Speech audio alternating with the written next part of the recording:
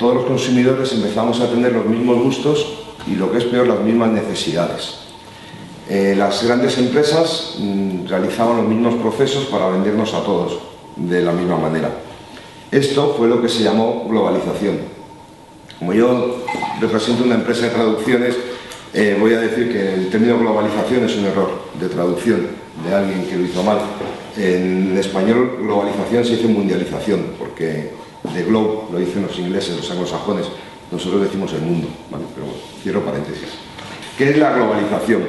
Vale, la globalización la podemos definir como el proceso que consiste en la creciente comunicación e interdependencia entre los distintos países del mundo, que termina unificando sus mercados, sus sociedades y sus culturas, ¿de acuerdo?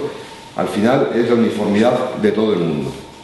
¿Qué ocurre con la globalización? Que llega un momento en que la gente empieza a reaccionar contra ella. Empieza a haber un sentimiento de antiimperialismo, de las empresas americanas que están invadiendo el mundo entero, entre comillas, de antieuropeísmo también por las multinacionales europeas, un cierto sentimiento de nacionalismo donde se intenta resaltar lo local frente a lo global. Empezamos a sentir más cariño por lo nuestro, por nuestro folclore, por nuestras tradiciones, etc. Las empresas se dan cuenta de eso y entonces empiezan a buscar en los clientes un poco la empatía, la afinidad con ellos. Empiezan a dar más importancia al multiculturalismo, a la cercanía, al cliente final. Buscan un poco más el sentimiento de los demás. Con esto consiguen llegar al segundo paso, que es la localización. Localización en el sentido que lo estoy intentando explicar es la adaptación de elementos globalizados o internacionalizados a lo regional o a lo local. Localización en el mundo de la traducción tiene otro significado similar, pero bueno, ya hablaré de alguna otra píldora.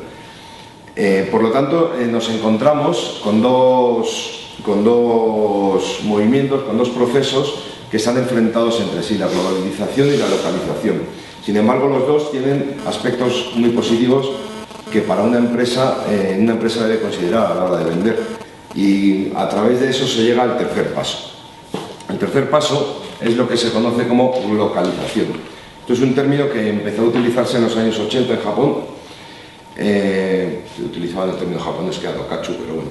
¿Vale? ¿Qué es la localización? La localización es la capacidad de las personas o de los grupos de pensar globalmente, pero de actuar localmente. Con lo cual están uniendo las dos, globalización y localización. No se trata solo en la internacionalización de las empresas de salir a vender fuera y ya está. No, hay que pensar globalmente, pero tenemos que actuar localmente. Os voy a poner dos ejemplos muy sencillos. Uno son las series de televisión americanas. Si pensáis en alguna de ellas, por ejemplo, Anatomía de Grey, House, siempre el equipo de protagonistas lo suele componer un hombre blanco, un hombre negro, una mujer blanca, un hombre o una mujer latino o un hombre o una mujer oriental. En la Anatomía de Grey está clarísimo. ¿Por qué lo hacen así? Eso está más que pensado.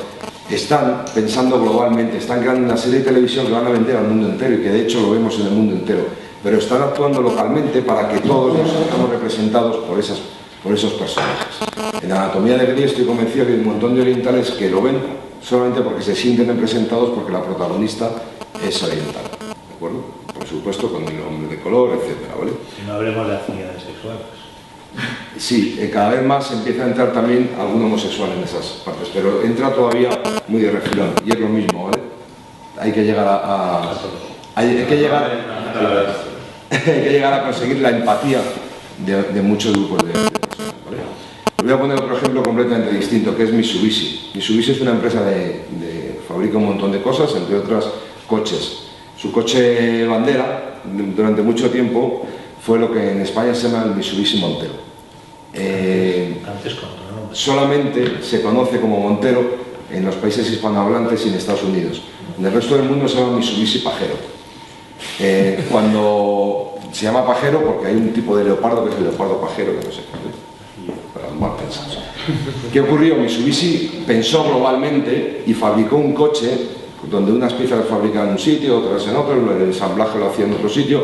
Fabricó un coche para el mundo entero, que fuera válido para prácticamente todo el mundo, pero luego actuó localmente, poniendo un nombre distinto en un sitio o en otro.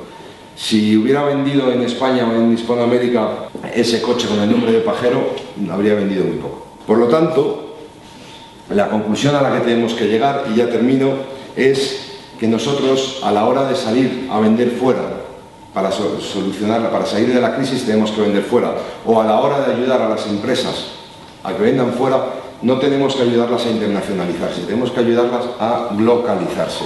¿Y eso cómo se consigue? Eso se consigue mirando muchos aspectos en sus campañas de marketing, de publicidad, etc.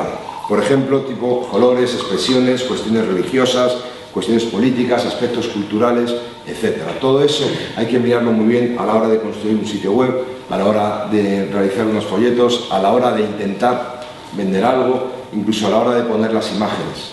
Si vamos a vender en un país árabe no podemos poner una imagen de una mujer con minifalda, por ejemplo, ¿vale?